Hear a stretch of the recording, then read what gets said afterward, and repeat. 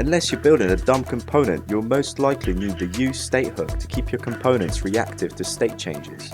To make your component reactive, first import the useState hook from the React default library. The next step is to use the useState function, which will keep track of whatever object we'd like inside of our component.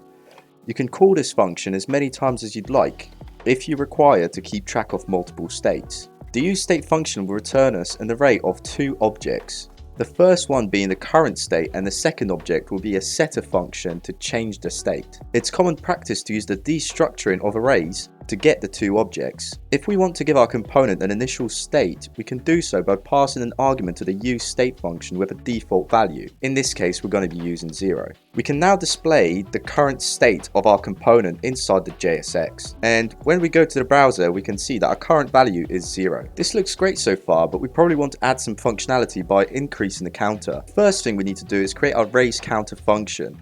This function will simply increase the counter by 1. When we call the setState function, you'll notice that the entire component gets automatically updated, which is reflected in our console logs. This is one of the things to bear in mind for the larger components with lots of state inside, as it can sometimes slow down your components. Notice how we use a function to change the state of our current component.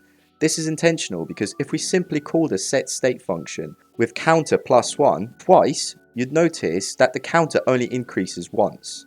To avoid this common mistake, you should always use the callback function, which takes previous state as its argument. So now, when we call the raise counter, it increases by 2 correctly. useState works completely fine with objects too. However, one thing to bear in mind is that when you update the state, you need to use the spread operator for values you don't update, since a completely new object is returned every time. Another common mistake is putting useState or any other hook inside of an if statement. This will throw an error since hooks should always be defined in the same order and therefore should never be defined inside of conditional logic.